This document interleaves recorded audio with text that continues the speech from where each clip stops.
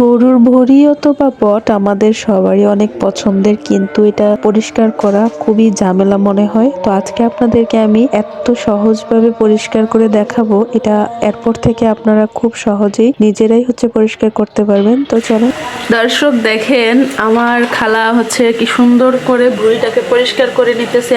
এত সহজে এতগুলা ভুঁড়ি খালা অনেক সুন্দর করে পরিষ্কার করছে। এটা গরম পানি। আপনারা যারা চিন্তা করেন যে ভুঁড়ি কিভাবে পরিষ্কার করবেন, এটা খেতে যেমনটা মজা আর পরিষ্কার করতে তার থেকে বেশি সহজ। যদি বলেন কিভাবে, দেখাচ্ছি। আর দেখেন ভুঁড়ি থেকে কতগুলো ময়লা বের হয়েছে।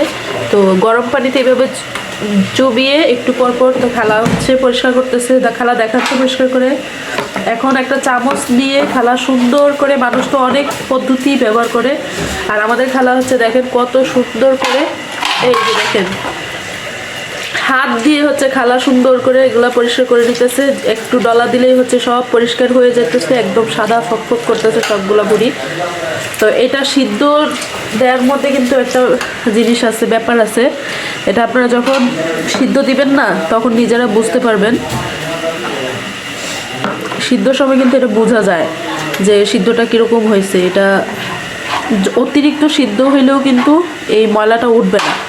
আর একদম পারফেক্টভাবে যখন এটা গরম পানিতে সিদ্ধ দিয়ে উঠাইবেন চোবাইয়া, তখন যদি সুন্দর করে হয়, তাইলে গিয়া ময়লাটা খুব সহজে উঠে আসে, তাই না বলেন? অনেক বেশি সিদ্ধ দিবেন না, পানিতে অনেকক্ষণ রাখলে তারপরে এই ময়লাটা একদমই গায়ে লেগে যায়, তখন আর উঠতে চায় না। দেখেন হাত দিয়ে খুব সুন্দর করে পরিষ্কার করে বলতেছে, দেখতে পাচ্ছেন কিনা জানি না। এটা কিন্তু অনেক আরও ধোয়া হবে, আরও কয়েকবার করে ধোয়া হবে। ধোয়া দেওয়ার পরে এরপর এটা আরও পরিষ্কার হবে। তো দেখেন এখানেও সব পরিষ্কার হয়ে গেছে। এগুলাকে মাত্র তুলছে কি ময়লাগুলা।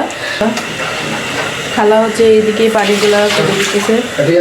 আমাদের খালা দেখেন কত সুন্দর করে পরিষ্কার করে নিচ্ছে, তারপরে অনেকবার ধুয়ে নেবে। ধুইলে এরকম, এই যে দেখেন ফকফক করতেছে একদম। তারপরেও যেগুলো অল্প স্বল্প ময়লা আছে, এগুলো হাতে আরও অনেকবার ক্লিন করা হবে।